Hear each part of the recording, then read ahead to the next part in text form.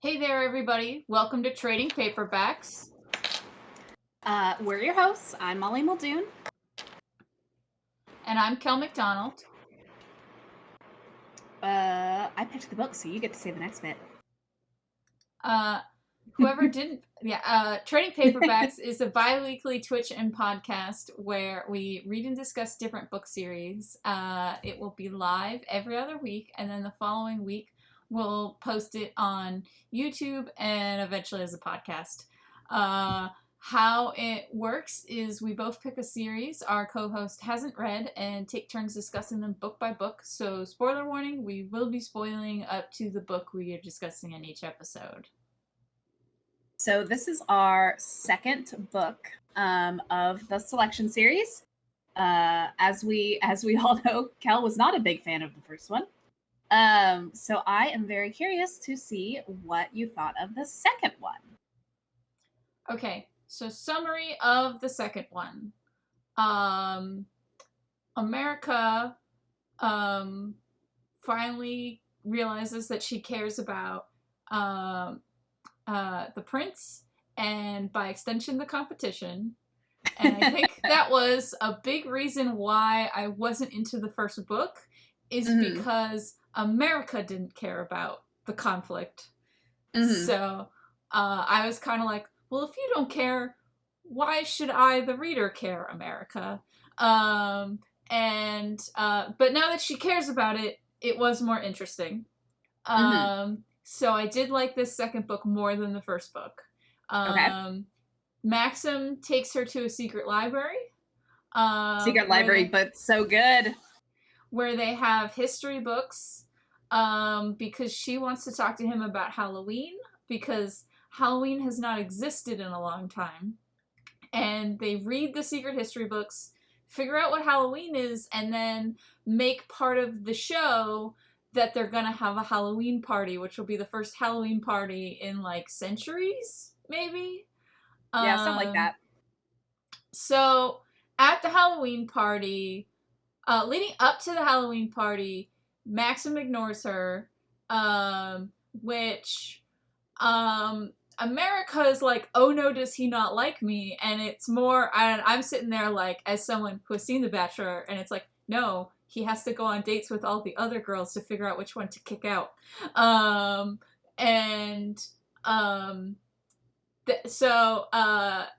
Then she dances with Aspen, who's still awful. All the parents of the contestants are invited to the Halloween party. And Maxim has a talk off screen with her dad. And she gets really worried about, will my dad not like the prince? And then the next morning, it turns out the thing that you spoiled last episode when we talked about the selection, Molly, is that one of the contestants has a secret boyfriend, so she is publicly beaten. She and her secret boyfriend are publicly beaten. It's real bad. And Molly, you told me that you apologized in advance for the love triangle stuff, but I actually didn't mind it because in the first book, part of why I couldn't get into Maxim and America's relationship is they didn't spend that much time together. And then she also didn't really befriend any of the contestants, so it's kind of like the first book I just felt like it was America sitting in her room, not wanting to be in the contest. And she's kind of friends with Marley, wasn't she? She has like 2 conversations with Marley, and it's like I felt like a lot of a thing in both the first book and in this book. There is a lot of telling us stuff, but not really showing us stuff. Because like thinking about, like, she says she's friends with Marley, and Marley's really nice, but like in the first book, there was only really like 2-3 conversations with Marley. And so I just felt like it's a lot of the book telling rather than showing. And I do still think that this series is having that problem, just less so in the second book. Because America is more active in the competition. I felt like in the first book, she was hearing about a lot of stuff after it happened, which was why I was frustrated, because it's like, well, it would have been nice to, like, witness that happen rather than get told about it after the fact. And so America and Maxim have their fight, and this, again, why I didn't really mind the love triangle stuff, because their fight is like, while reading it, I could understand both sides. It is horrible that Marley got beaten on public television. Like, that is awful. And Maxim at the Prince, why didn't he stop it? He has a lot of political power. And him saying, like, I can't. The other option was execution. So, like, seriously, this was the best option. Yeah. Rock in a hard place. And so so that's why I kind of felt that way about all their fights. Is like, no, this is a legit reason to fight. Like, this isn't, because when you say love triangle stuff that's bad, I was assuming it was going to be like, man, this would get solved if you guys just spoke 5 words to each other. and especially in the first book, because they didn't interact that much, that's what I thought was going to happen, is it was going to be a lot of, I saw this thing, like, completely out of context, and now I'm upset about it, and if I just communicated, that would solve this issue. Whereas this is like, it is awful that this girl was beaten on national television. Yep. That's horrific, and the fact that you're okay with that is very disconcerting. And I still think the other contestants need to be written better, because they're kind of flat. And it's like I was saying with Marley, like, I feel like we get told a lot about them, but then they don't, other than Chris, none of them really pop out. To the point where when they mentioned, like, one contestant's, like, sister got kidnapped by the rebellion later, I was kind of like, which one is she again? And had to look her up on the fan Wikipedia. And then, and I think also, while Celeste is mean, she's not, like, I feel like we get told that she's mean more than we actually see her be mean. Or, like, mean enough to get kicked out. So that's another argument where I kind of see both sides, because America being like, man, fuck this bitch, kick her out of the show. And Maxim's like, just because you don't like her is not a valid reason for me to kick her off the show. And her complaining, but she's so awful. And I feel like we just get told that she's awful over and over again, and she hasn't really, like, and it's sort of, everyone's talking about how awful she is, but I feel like she's never awful while the reader is, like, focusing on her, except for in the first book when she ripped America's dress. And when she got that girl to slap her. Right. And it's just interesting, because, like, all the things you're saying are not my memories of it, but you have read it more recently than me. Yeah. And so this whole, like, we get told a lot of stuff kind of made me wish this wasn't written in America's POV. Because I feel like if we saw, like, some of the mean things that Celeste did, that would sell her as a mean girl more. And if we saw Marley interacting with the prince, like, I understand why America can't see that because of the Bachelor style setup, but when in the first book, when Marley says, well, the prince and I just don't really have this connection, I don't know what to do about it, like, I kind of wish that if it wasn't in her POV and it was more third person, we could see, like, the awkward interactions between her and Maxim. So anyway, so then America makes out with Aspen, and he's still awful. He has a speech about how great it is to be a cop, and because he's a cop now. Yep. And he tells her how great it is to be a cop, and being a cop's the best. And then he tells her that she's not smart, and I'm just like, throw this boy in the trash. I mean, the main reason it's cool to be a cop is because he's making more money to send to his family. He also talks about how the work is more interesting. Because he also seems scrubbing a floor. Well, this is the thing, is he's like, I really love the discipline and the physicality of it. And, like, those are, like, his exact things that he says he likes about it. And it's like, Aspen, go away. But then, from the secret library, America was given the diary of the founder of their country, and he's basically, what if Trump was smart? Yeah, it's real bad. Yeah, no. And she's in shock and horror that their whole horrible, unfair class system was made up by a guy who just wanted to flaunt his ego and punish people he didn't like. Like, shocking that. Unsurprisingly. Billionaires. But I can also see how if, like, it's been 300 years since that all happened, that you would be like, oh, I thought it was, like, a message from God or something.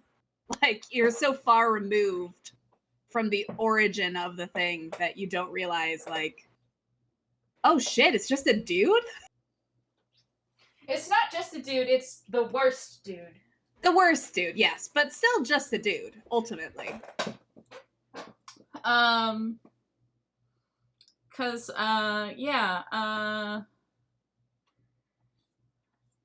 and so, I say that, like, Chris ended up being, the only, like, contestant that, like, stood out to me as, like, fairly well developed is, it's because, like, I think, like, the author, to make it seem like, oh no, she is a legitimate threat, because the whole time, to Maxim's affections for America, because the whole time, America's, I don't know about Maxim if he's cool with public beatings. He starts to hang out with this other girl, Chris. And I actually think Chris and Maxim have better chemistry than Maxim and America. And so it's like, you successfully got me, like, on board with, like, yeah, no, this could screw up their relationship. It's because I feel like they have more of a rapport than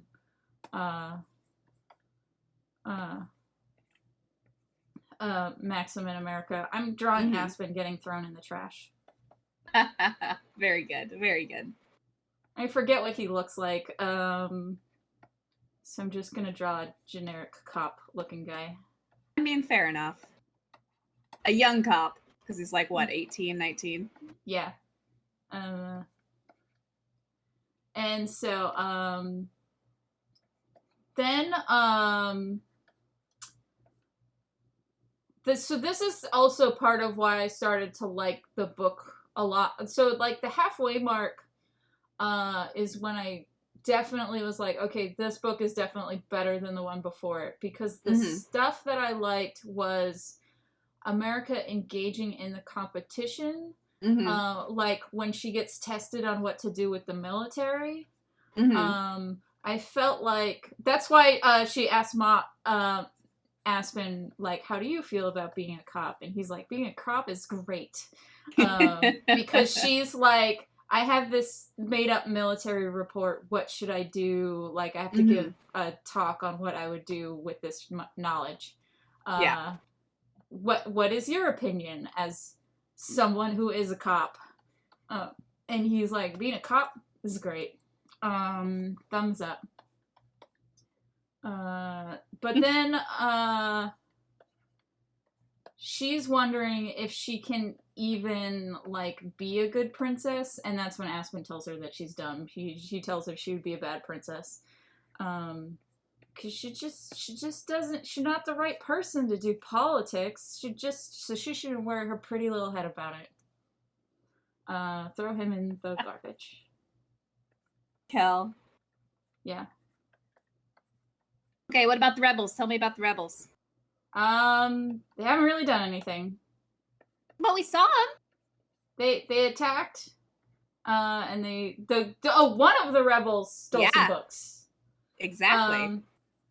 And then one bowed to her, and that's weird.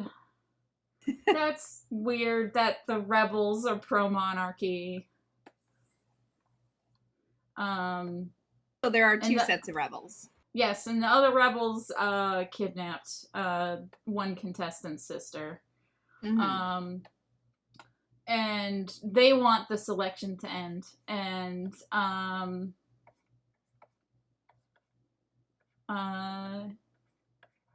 so the rebels attack. The other thing is, I did really like America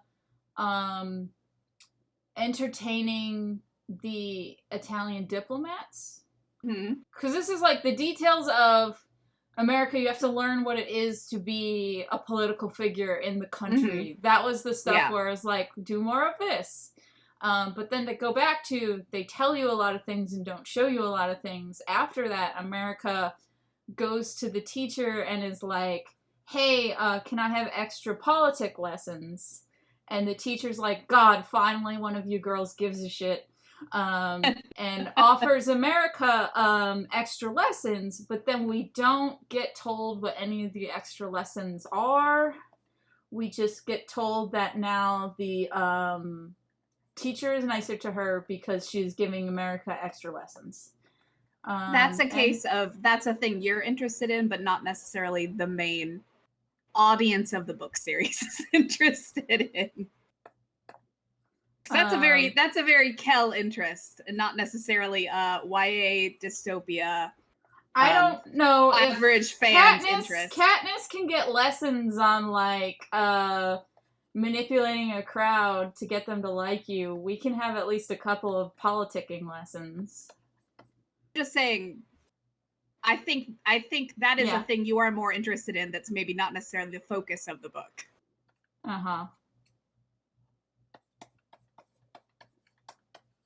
I can just hear you drawing over there.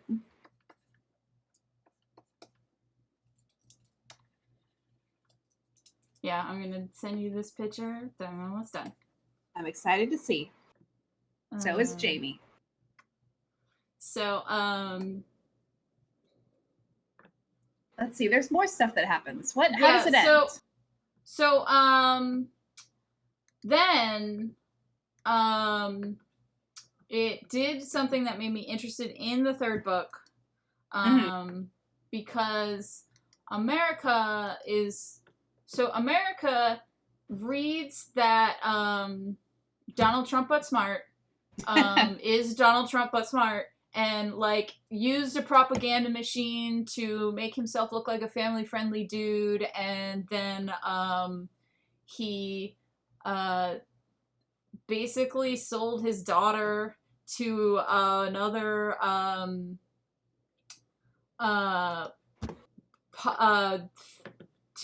like royal family, so he could cement his power, but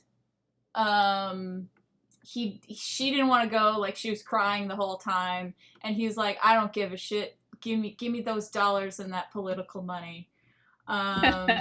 So she then starts to worry that what if Maxim is also a PR machine, and this whole thing is a PR stunt to make him look good, and he's not really a good person. Or she's more like, does Maxim know that his great-great-grandfather is a piece of shit? And so she goes to talk to him, and he is making out with the mean girl. And then she's like, oh no, the mean girl is the worst person in the whole world. If he can make out with her, is he maybe also a propaganda machine person. And that's fair. Because she hasn't known him that long. This could be an act. And so this is the one time where it was like, this is a conversation that could have been solved by you two talking, but I do understand why you are both mad. Yes. And so she's all like, how can you kiss the meanest girl, the worst girl in the world? And he's like, I don't know. She has a personality trait unlike the other two girls in the competition, because those are the ones I kept getting confused and didn't know which is which. Then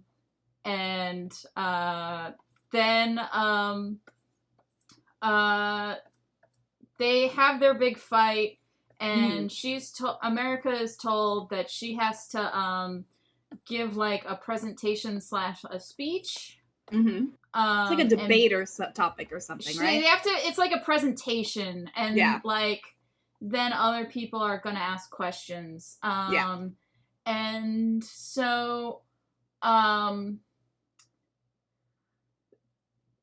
the mean girl has a capital solution for Ever the capitalist. She like suggests the minimum wage, but only if people can get these certifications that cost money to get certifications. So she it's solved like, it. Good job, Celeste. She solved poverty.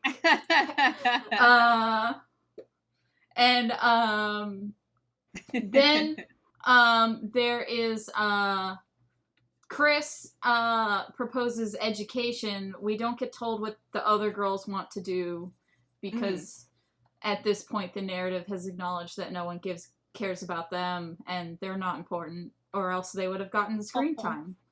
Oh my gosh, you're very harsh. Because, like, I remember these girls and I read this book like 10 years ago. And I kept confusing who they were. So, maybe it's somewhere in the middle.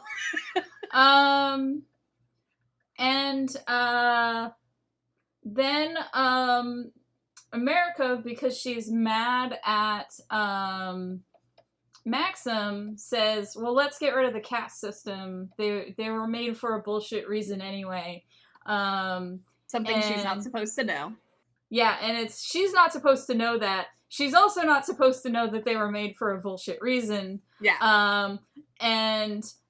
She's revealing a big old hand right She's about to leak top secret information on national television. So, like, this would be like a teen girl is like, I got the secret documents on who assassinated JFK. I'm gonna blow everyone's mind. It was the FBI. And partly for a good reason, and partly because I'm mad at my boyfriend. Yeah. Maxim's dad cuts the live feed, screams that, like, she has to go home. She doesn't belong here. She's an awful person. And he, like, threatens her, and then Maxim goes to talk to him in private, and by talk, I mean he beats the shit out of Maxim. It's not great. And then, America goes to confront Maxim, to be like, so I guess I'm getting sent home now. And this is, again, a fight where it's like, America, you can't reveal top secret government information on live television. And expect there to be no consequences. Yeah, and expect there to be no consequences. That's not how this works. That's not how anything works. Yeah, that's not how anything works. And she's like, but we should still get rid of the caste system. And she's yelling at him, and he's yelling at her, and then the other rebels attack, and he is too hurt to get to the official royal safe house, so they have to hide in another one, just the two of them. And that's when she realizes that his back is bleeding because he's been whipped and he has old scars there. So this is like a common occurrence. Mm-hmm. And she's finally like, oh, that's why you can't stand up to your dad because he beats you. Yeah. Connecting those dots.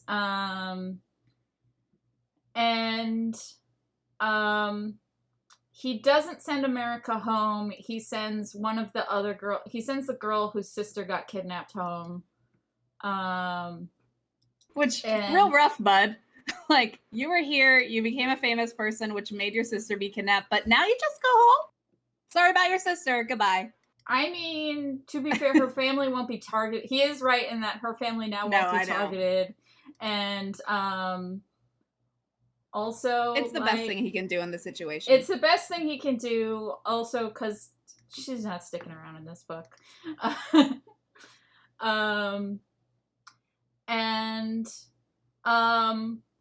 then Aspen has a man hissy fit. That, because when he thinks America is going home, America goes to talk to him, and he's like, cool, then as soon as I'm on vacay and get leave, we can get married, and we can lock this shit down.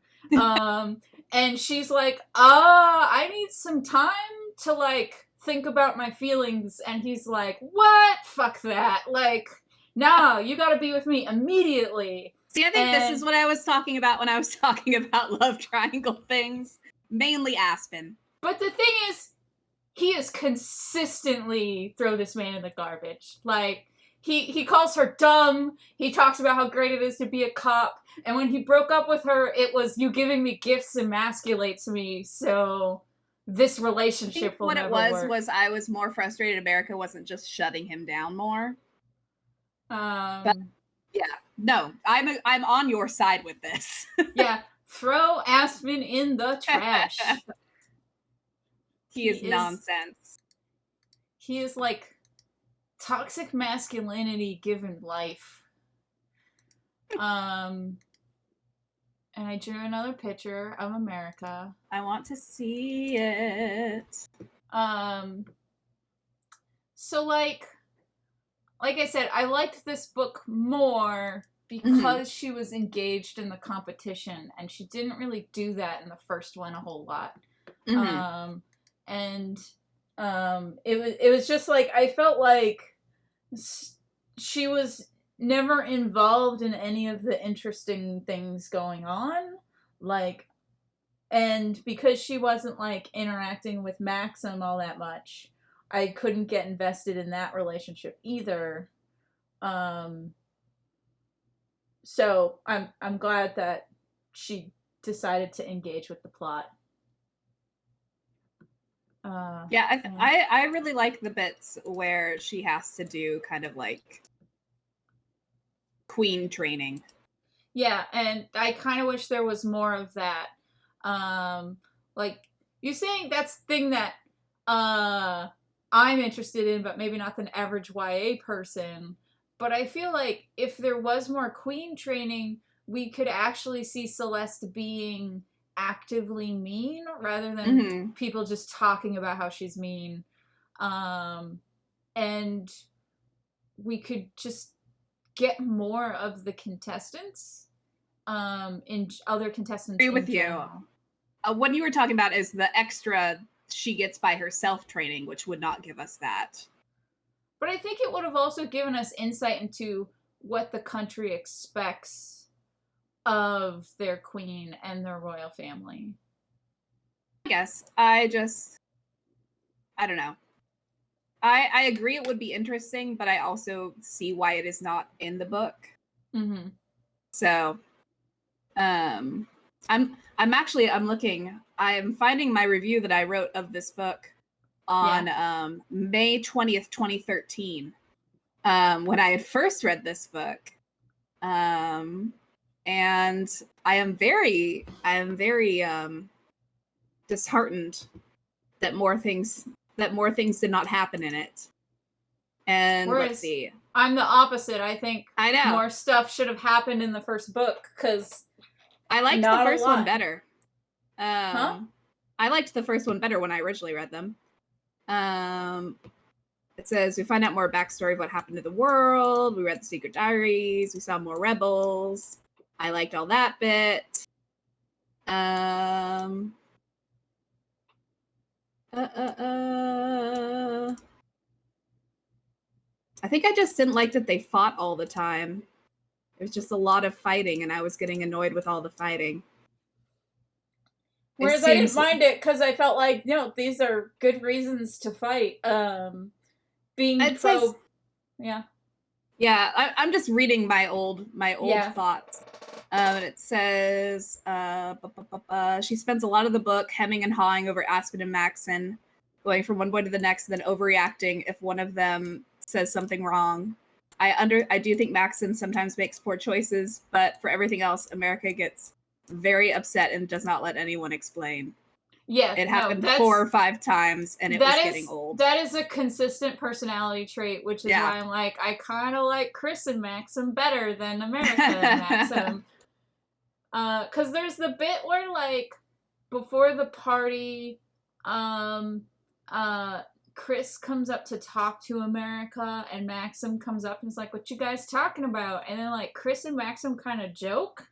And it's something that I haven't seen him really do with America. Mm-hmm. And I was kind of like, in the first book, when she offers to help him figure out what the other girls like, I thought they were going to team up and try to play matchmaker for him. Mm-hmm. And that would be, like, their main interaction, or a way to get around the, like, well, the Bachelor contestants cannot hang out with the Bachelor whenever they feel like it.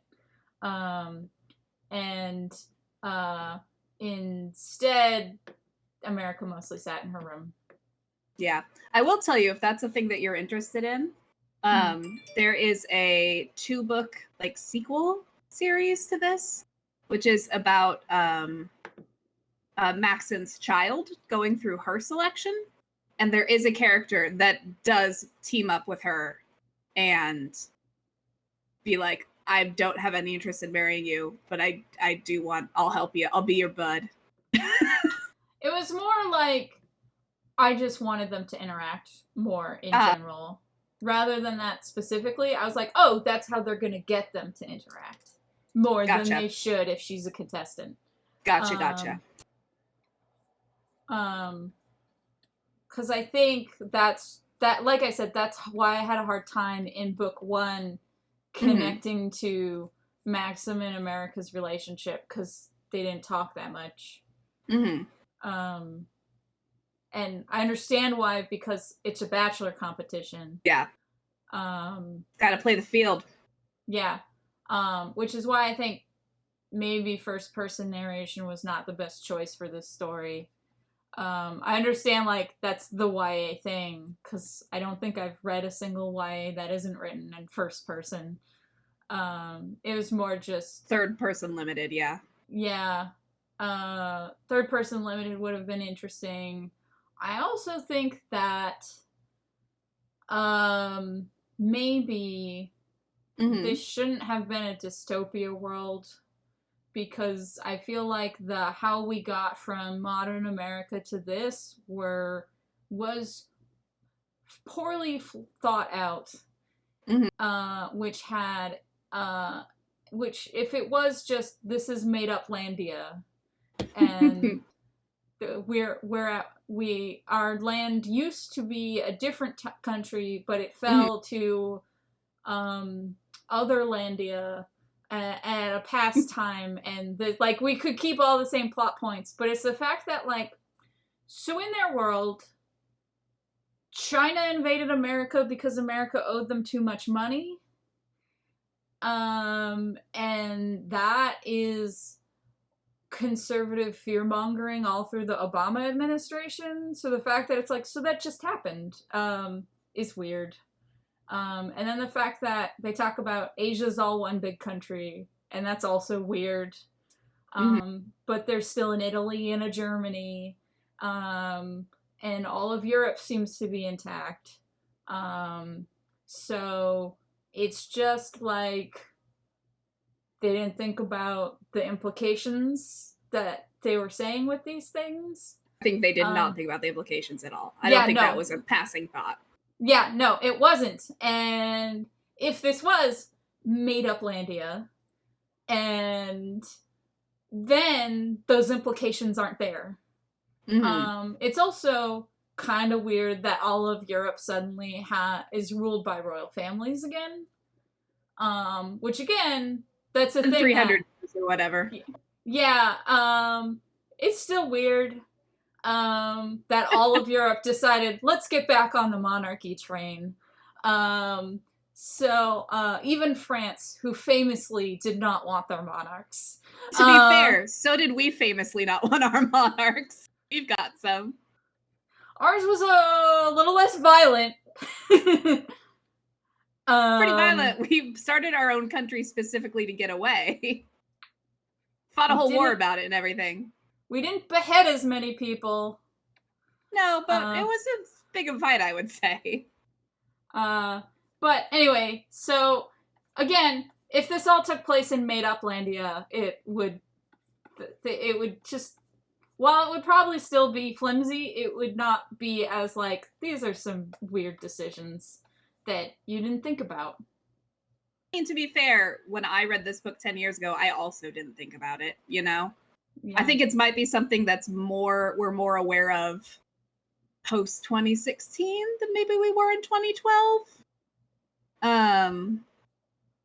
Because yeah, I if I read it now, I would definitely think about that, but back then I didn't at all. Yeah, and so I think it's like the China invading over the deficit was the one thing where I was like, that is a weird decision to make. I've read other books where it's been the same thing though. Yeah. Like that was just, I think there was a period in time where that was like a thing that in theory could happen. Obviously it didn't and it won't. Mm-hmm. But I think there was, because I have read a couple of books where that was a thing that happened. Not saying it's a good plot point, but saying that I see that it's not like she came out of this out of nowhere. Yeah. Varla is saying in your chat, so like, not close exactly, but within the view of all those books that are like, this is my AU where the Confederacy won the Civil War, do not steal, where the author isn't necessarily aware what they're doing and is writing a certain worldview they didn't realize they encountered. And I think, that's exactly it, Varlet, is they're like accidentally supporting this conservative fear-mongering because they did not think about it. What's funny to me, though, is like, you're saying this. I only know it as a plot point in some books. I don't even know of it as conservative fear-mongering. I believe you that that is a thing that they were saying, but I don't have any memory of encountering that, like, politically.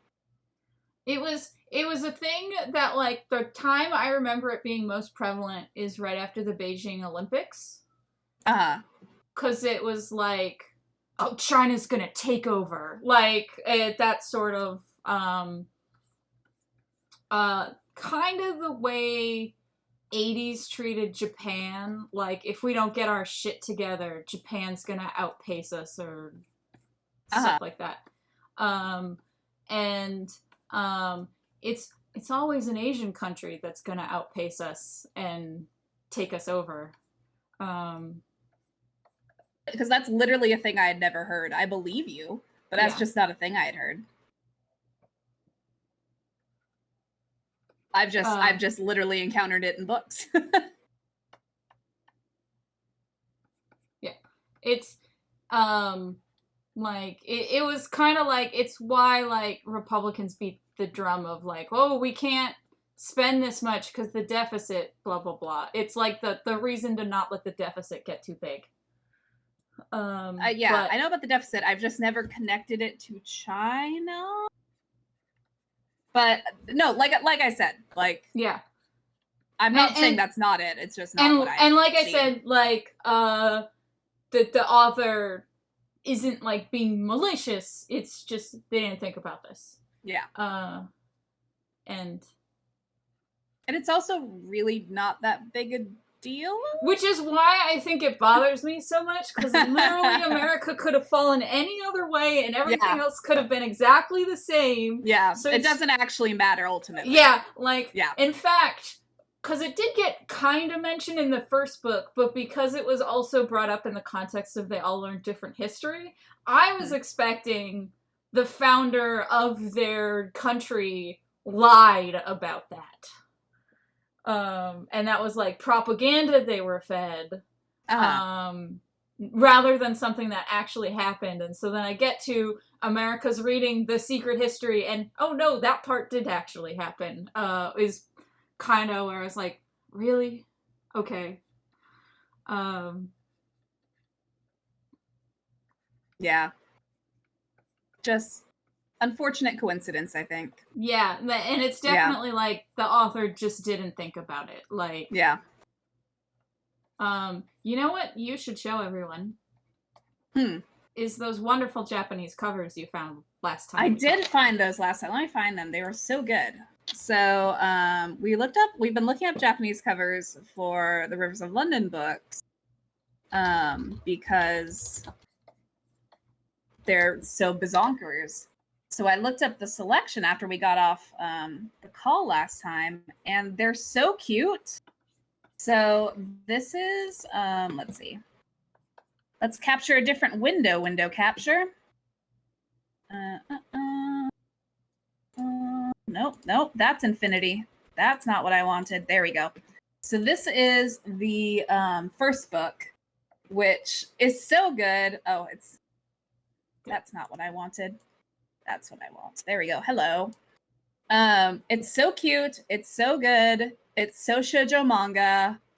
I love it to death. And then the second book is this one, very serious.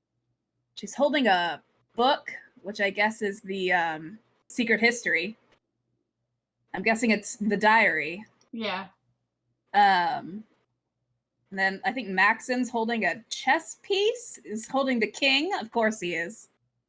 And I don't know what Aspen's doing. He's just being a shit. He's just brooding. He's America. Don't you know that you're not smart? And then of course we've got our third one that doesn't spoil anything because it's just them being happy on a cover. But it's very cute. I love these illustrations. I think they're adorable. They are very cute. And they're much better than our covers. I found a comment about the American covers that I cannot stop thinking about. Oh, please tell me them. Please tell me it. Pull up the first book cover. Okay. Do I still have it on my computer? No. So I'll just do it the old-fashioned way. Okay. Boop. Sorry, I don't know why it's much more complicated this time around for some reason. There we go. First book cover. So, one of the top comments on Goodreads about this cover is... Oh no, what is it? Why is she smelling her armpit? No! She's looking mysterious! How embarrassing. To be fair, the whole reason I read this book is because I thought that cover was cool. That's the whole reason I read this series. But since reading that comment, I can't stop thinking about that is kind of what it looks like she's doing. It is kind of what it looks like. Well, also, and then to go with book 2, oh, come on. Elite book cover. I can't stop thinking that I know it's the same actress as the cover for all 3 books, but for whatever reason, in the second cover, she looks like Ginny Weasley to me, and I can't not see it. I don't see it in either of the other covers, but only in this one does she look like Ginny Weasley to me, and it drives me bonkers. Especially because apparently this dress that she's wearing on the second cover is actually lilac or lavender, and they colored it red. Yeah. So that way her dresses are red, white, and blue because her name is America, and she loves freedom. There's a picture that someone did with the actual color of the dress, which is kind of a grayish purple, and it's prettier that color. Because she likes blue and purpley colors. That's like a plot point. Yeah. But I think I don't like the second cover. I think I like the first cover the most, and the second cover, or the third cover after that. But yes. Cover talk with Molly and Cal. Yeah. But I'm glad that the third book is going to have an antagonist that will interact with America, since Maxim's dad has decided that he's going to make her life difficult. Yeah, he does not like her. And he has confirmed his piece of shit status, and on all fronts. Yeah. Very true. You asked me what I thought about him last book. Mm-hmm. And I was like, I don't know. He just kind of rolled his eyes because Maxim was helping the poor. Shrug. I assume he's bad because of that. Yeah. And yeah, it's like, no, he has decided to reveal that he is the worst person in the universe. I couldn't remember which book you found out that he like beat Maxim all the time, and I was like, it's not the first one, right? Kel, what do you think about it? And I feel like that is why I didn't like the first book, is because like everything got revealed in this book or will in the next book. Like yeah. And like I like this series, but I kind of like the follow-up 2 books more because it just builds on what you find out in this series. And is also from a female royal's point of view. Mm-hmm. Which I think is really cool because there are a lot of different problems when mm-hmm. it is a girl doing the selection rather than a boy. Mm-hmm. So I am very I don't know if we'll do those or not. We can decide later if we want to do those or not. But I would be very curious what you thought about those. So I'm also very curious. The thing that made me like this series so much is the third book and how it went in a way I was not anticipating. And so I'm very curious to see what you think about that. That is why it has stood out in my mind, because it is definitely a different path than a normal YA book would pick. So, because they don't overthrow the government. I mean, you already told me that there's a child royal in the next sequel, so I wouldn't. I'm not going to say anything. Okay.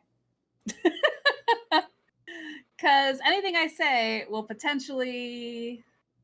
A lot of things happen. I'm just going to say a lot of things happen. But okay, so I'm excited, but that is not for another 4 weeks now. Yeah, that's a month from now. That is a month from now, so everyone get excited to read the finale of the selection series. But before that, we will be reading the next book in the Rivers of London series. Which is called Whispers Underground. And that is the third book. And I haven't started it yet. I'm excited to start it. Yeah. Oh, so last time when we talked about covers, I talked about the Dresden Files are responsible for the bad Rivers of London bad urban covers. Fantasy. Yeah. Yes, the bad urban fantasy covers. Yes. Clearly, these have made a big splash because since like the actual covers for Rivers of London, because I have now popped up on my Audible recommendations 3 different books that have very similar style covers to this like map with like like one color popping out as like the roads, but also being part of the title. Like it's very clear. Like people are like, we gotta get on this train of map covers. We gotta get on this map train. Yeah. Well, it's better than it was, at least. Yeah. I do like them better than serious person in a leather coat looking off into the misty distance. Yeah, that's horrible. No one wants to read that book.